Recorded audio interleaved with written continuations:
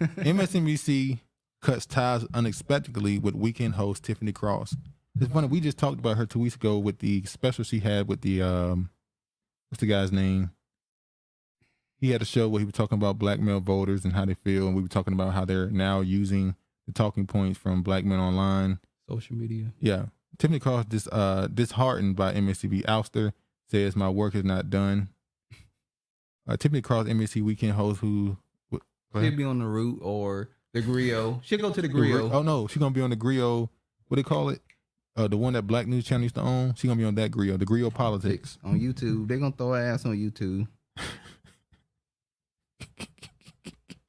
Why does it sound bad? But it's not. She did all that work for the Democratic Party. She said that black men were voting for their oppressor if they vote Republican. Well, your oppressor got your ass out of there. You no longer need it. The midterm elections is done. Yeah. Speaking of the midterm elections, huh? I still ain't seen no polls. Have y'all seen polls on? When you look at midterm elections, all they show you is, they had it the day before yesterday. They were showing the polls, and now everything is 0%. Reminds me of the 20. Is going to impact the Now I Pennsylvania remember race. when you showed it to me, it showed that Beto O'Rourke won in Texas. That's right. It said 99% Beto O'Rourke expected to win. It said he won in Texas. Now it's saying 0-0. It hasn't happened yet. Like, we know it hasn't happened, but how the hell were you telling us that Beto O'Rourke won just yesterday? Sounds like a deja vu. Let me show 2022. This is MSNBC. No, it's 2020. Oh yeah. This is the MSNBC talking about black voters. And you know who they bring on to talk about black voters? They bring on Al Sharpton, the perming expert. No, how to lay your hair down. The perm cocaine dealing. Whoa, that's alleged. Whoa. The perm cocaine dealing snitching. No, I ain't going for that. And he's supposed to be a pastor too, Reverend Snitch. He's the pastor off of Don't Be a Menace to Society while drinking your juice in the Oh, hood. Yeah. At the Great Ebenezer New Revival Tree of Life Institutional Double Rock on the side of the road of the Jericho Missionary Baptist Church of Zion. Did I say Mount Calvary? Y'all don't hear me. All right, let me play this. That again, we talked about how crime is going to impact the Pennsylvania races one way or the other. Even if Fetterman wins, right. This Negro got on makeup. They got to do what they got to do, man. Damn. What the hell?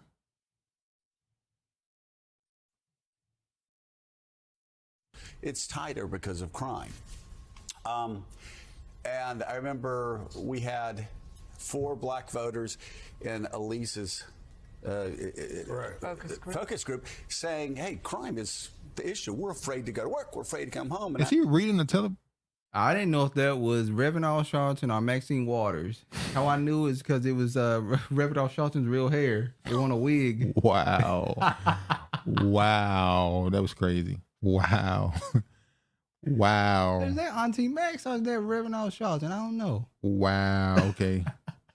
Damn. Afterwards, people are like, oh, it's racist to talk about crime, right? This Pew poll comes out yesterday that shows among Democrats, 85, I believe it's 85% of black voters pick crime as a top issue.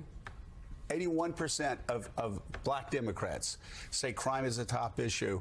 And look at that, white voters, it says 56% of white voters, but in the Democratic Party, only 33% of white Democrats. And this explains so much of what you've been trying to tell us and teach us for 2 years, that white woke latte liberals sit in Park Slope and say, oh, don't talk about crime, that's racist. Well, you say everybody in the congregation is telling you crime's a top issue. Wait, now the left is talking shit about the woke people? The leftists are talking shit about the damn liberals. Yeah. Well, they've been the progressive. They've been going after them. Yeah. So damn. So now you got the right wingers that talk about the woke stuff, and now you got the left people saying the Democratic Party is fucked up. They don't know what one another. They don't got no message. They just like don't vote for them, vote for us. Pretty much. It's crazy. Blah blah blah blah. All right, let me show this. Now, New York Governor Kathy Hochul says her opponent in GOP are being dishonest about crime. Didn't she and lose? They haven't had the what's called yet. Oh, Now they haven't. They didn't. They changed the headline. The original headline said that that they accused the GOP of pushing a crime conspiracy theory. That was the original headline, and it was like, wait, is she saying crime is a conspiracy theory? Like crime doesn't exist? So they changed the headline, but this was her saying how they're being dishonest, how it's not as bad as they think. We know it's a big deal issue, but it's not as bad as they're saying it is. And this is New York, where we just saw a video of a person getting pushed in front of a damn train. We see people getting robbed, smacked on can. Like, this is New York. It's crazy in New York. Like, it's funny how the most expensive places are the worst places to live. New York, California, and Seattle. Or we'll say Washington. We'll just say Washington. You know, Seattle like to feel like they're their own. Yeah, but they're not. You're part of the global. You're part of the state. Washington State, California, and New York are the top 3 places to live. No, not the highest places most to expensive. live. Yeah, and they have the worst crime right now going on. Oh Lord, look at this right here. They still talking about this. We a couple days out from the vote. Damn, black men say they feel ignored by politicians. A historic Senate face-off between 2 black men isn't helping.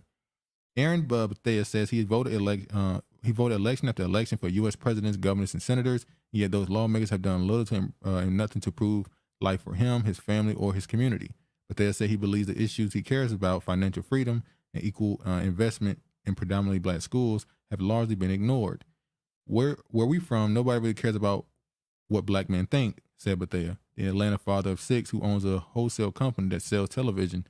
They don't do anything for us. Bethea, 40, says she still plans to vote Democratic.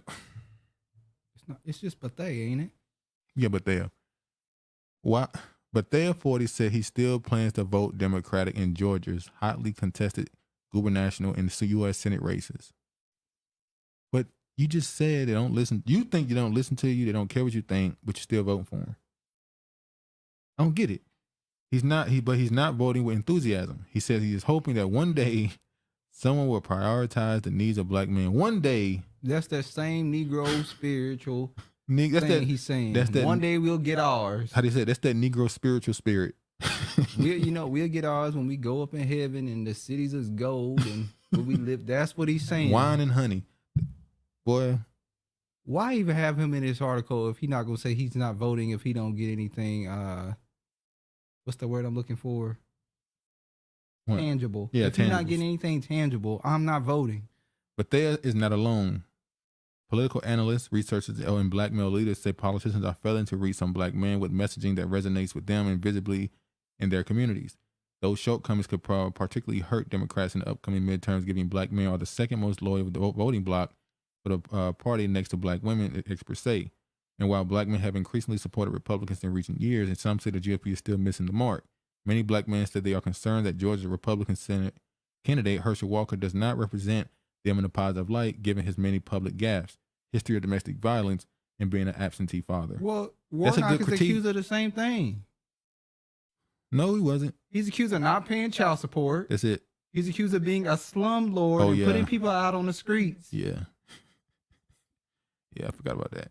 But why are they not talking about Warnock's history? But is this is a real critique, though. This is our real critiques. This is not just, talking points. These are real. The absentee father, he was. Domestic violence, we don't know if that's true. He was just accused of that. But he's been shown to be hypocritical. Like it was shown that Warnock child support payments. I'm not defending him. I'm saying these are good critiques, aren't they? Dude, what? No, can you answer that part? No, these are not good critiques. However, we should not want this. What I'm saying is, every politician got some shit with them. Ain't nobody perfect. This not perfect. This is different from not perfect. Nobody's perfect. This is not. Hold on. This is far from not perfect. Every politician got some shit with them. Yes, they have something I know. They have to be. First of all, they be running to be considered elected because they got to have dirt on their ass when they need it. Yeah, that too. So you doing wishful thinking. I'm wishing on a star. Political analysis worried that the lack of effective messaging could result in black men sitting home on November 8th and Democrats like Stacey Abrams, who has made a late attempt to reach black men with a series of events, losing their races. If some of them feel unmotivated because they don't feel spoken to, then you've really got a problem. Jason Nichols, a professor at African American Studies at the University of Maryland, College Park. A lot of these campaigns don't hire black male advisors. They don't hire black men to actually tell them how to reach black men. So far, 39% of black voters have been men and 61% have been women. According to Catalyst, the company that provides data and other services to Democrats, academics, and nonprofit issue advocacy organizations, and giving insight into who is voting before November. Those breakdowns were the same at this point in the early voting period in 2020. So black men still feel in the same spot. They still feel unmotivated to vote, and nothing ain't gonna change. Yeah. Pretty much. Sonny Hostin likens white women who vote GOP to roaches voting for Raid. Look at it. Hold on. Go back up real quick. I know this off subject.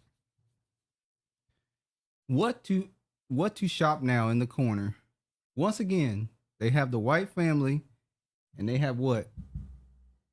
Like two female legs. I don't know. I think that's 2 kids. I think that's 3 siblings. They never show black family in commercial ads. So now they calling white women roaches. Damn, boy, it's getting bad, ain't it? All right. Top Georgia Democrat snubs Stacey Abrams, endorses Republican Brian Kemp. This is, wow. A top Democrat in Georgia has chosen to shun his party's gubernatorial nominee, Stacey Abrams, and instead throw his support behind incumbent Republican Governor Brian Kemp and the Republican candidate for Lieutenant Governor Burt Jones. So what is he telling us? He's voting for the person's policies and what they've done or what they're doing versus it being what? Or that too. Or she's just voting against Stacey Abrams because he don't want her in there. Well, I'm gonna go with this. Look, I'm gonna go with now you're giving them leeway. Voting Okay, for somebody based on their policies and what they're doing for the community, not just based on she's a black woman. he gonna get his ass whooped, not physically, but he gonna get his ass whooped as far as getting the tongue lashing.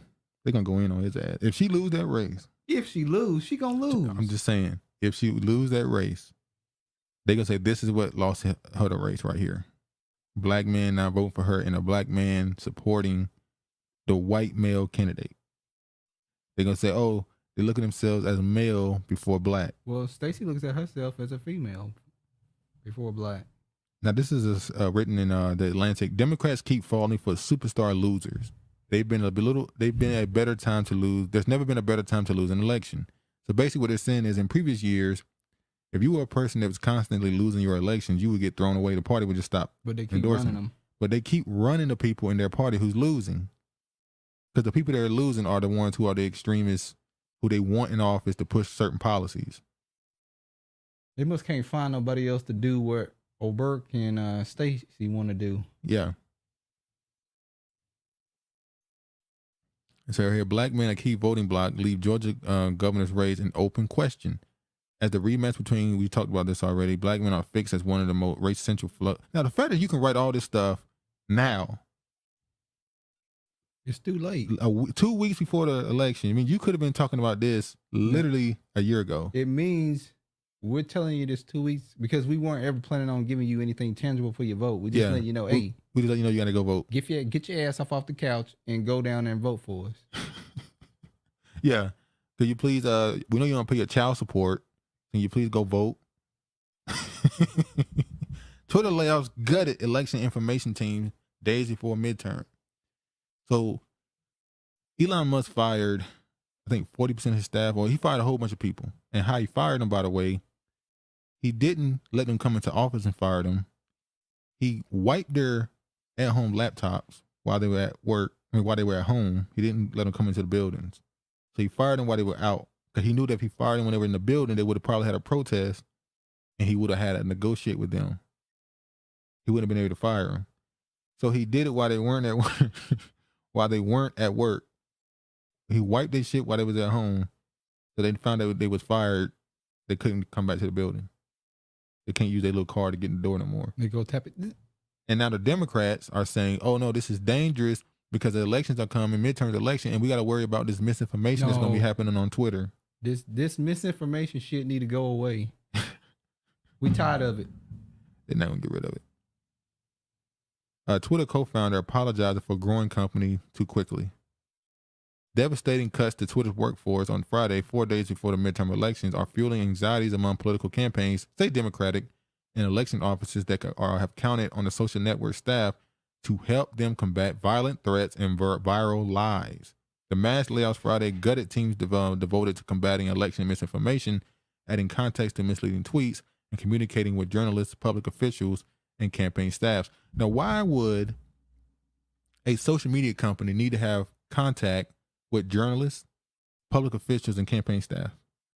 So they can tell you what to put out there and what not So to put you out can there. tell us what to take off the internet, what to block, what pages to get rid of. How you gonna tell me what's a lie? You might be lying. Yeah, a lot don't care who tell it. How the hell am I just believe you? All right. Stacey Abrams, happy Halloween. Ooh, this video right here Hi.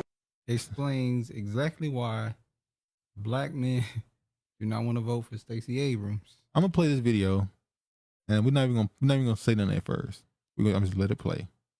Hi. Happy Halloween. Okay, let's see. There you are. Oh my gosh. You gotta say it to me. Come on, zombie. Oh my goodness, aren't you so adorable? This is perfect. And you're fuzzy too. Oh no. Here comes my math friend. Absolutely. You would like something in your basket. You have to say the words. You gotta say it loud enough. What are the words? Trick or treat. Oh, you've got no mouth. You cannot say it. I will assume you want a trick or a treat. Oops. Wait, there's a speller behind you? Yeah. Okay. I will say this without making eye contact. I love people who can spell because words are amazing and they don't make you have to talk to people, do they? The night up to an honor set. Come. Let's just take a picture together. Might I gift you candy? Hey guys! Oh my gosh, I you will look give you this as amazing. a favor and this as well. My good sir. What do you have to say? What are the magic words? I hope you become... Well, that works. Yeah. What do you want? Okay, if anybody saw that video, y'all already know where we going to. How we go? I'm finna set her ass up. First off, who is this? Instead of Hoppo, we're gonna say Sophia. Who this woman? Who that woman? Now, I don't know if this party want her people on her campaign. I don't know. No, you want me to say it for us? Go ahead. That's her old lady. That's a boo thing. That's her boo thing. That's why we've been saying this whole time. Who Stacey with? We ain't seen Stacey with nobody. Oh my God. Second thing we want to talk about. First off, she said my math friend and the agents came. Ain't that racist? Who did that? Another person did that to. I swear, another person did that to a candidate did that to an Asian person. You mean what's his name? Dude from New York. He said I'm good at math. But anyway. Oh, when he lied about a black dude. Yeah, when a black dude supposedly was pushing up on somebody, an old Asian person, and Yang got in between it and stopped him from doing it. And then they found out that he was the same dude that was a part of some other thing, that he probably was an actor. Yeah. Yeah, but yeah. So how wasn't that considered a hate crime? Look at this right here. Now the little boy came up. She wasn't as Her voice wasn't as chipper. no, it wasn't as chipper. She was more demanding. Say it. And then Her voice went from very high to it was a little low. And then she threw the boy candy on the goddamn And floor. brown. Yeah, she threw it. She threw the boy candy on the floor. Now she told him, "Open your mouth. I assume you want a trick or treat." And the little girl can't talk either, She didn't talk either. but she didn't make her. Now watch this right here. Then The white little boy caught him. He was a costume not as good either. He's the knight. He's a knight. Oh, she want to give him a picture. Knight in shiny armor. She said, "Sir," and she even bowed to the boy. She bowed because one day she know he gonna be the master. That's why she bowed to him. That was crazy. I'm sorry. That was just. She put out the worst That was shit for her campaign. When you talk It about- wasn't a good. When you talk about that was a terrible. She's supposed to grab that little black boy, give him the tightest hug, give him a little extra candy, not showing it on camera, but off camera. Yeah. That's what she's supposed to do. No, she would have had to show that on camera, but yeah. You supposed to be targeting black men to. Like I said, it has a little black boy. But look black. She said his ass can't vote.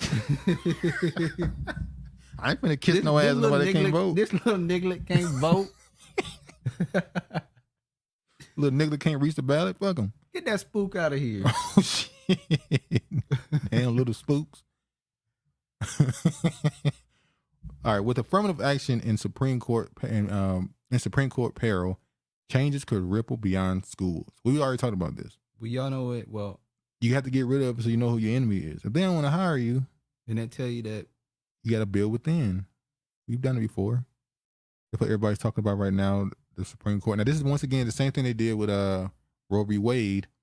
They announced it late 2021, but the decision wasn't made until 2022. So they're announcing this late 2022, but the decision won't be made till 2023. I think when you fill out when you go into these jobs, when you go into applying for jobs, whether it be especially let's say not in person, like if you're applying for something over the internet, you don't have to put your race down. Mm-hmm. Once you get hired, then they can put down what your ethnic is, so they can gather data of how many, because you know they like to gather how many people they have working here by. Why not just do it like that? But see, the reason why people are saying something is they're like, well, they'll hire you or invite you in for a meeting or interview, and you get there and they go, and they just don't hire you. Or you do get hired, and then for whatever reason, they can have any reason to fire you, and you can't sue them for discrimination. Well, that's on the book. They can hire you. They don't have to have an excuse to hire you. So, but you know, so this dude made an argument why they should get rid of it. He said that these are not real laws. The civil rights law is not a real law. It is a pseudo law, and real laws can only be upstanded through laws that connect with it. So basically, he made an argument that you need to don't try to use a band-aid of affirmative action. You need to, instead of worry about colleges letting people in, you need to fix K through 12 before you worry about college. So he was making the argument that you need to get rid of it, the Princeton. So we know who really is against it: Asians. Supreme Court probably will bungle affirmative action cases. Now this is the guy. I'm sorry, the last one out there. This is the guy who made the argument that you need to worry about K through 12 and not college, saying that the Civil Rights Act of 1964 is pseudo law. It's not real law. So one could say, well, damn, they going back and seem like they're going back and overturning all these. Start with abortion. Mm-hmm. Now they're doing affirmative action. And black people are looking like, I know damn well y'all not talking about unabolishing slavery. No, that's not. That's not a Civil Rights Act. That's abolished. That's I know, and what I'm saying is that type of stuff starts to pop off. Yeah, pop in people's mind. Like you don't get your ass. Don't get too happy with going back and redoing all this shit.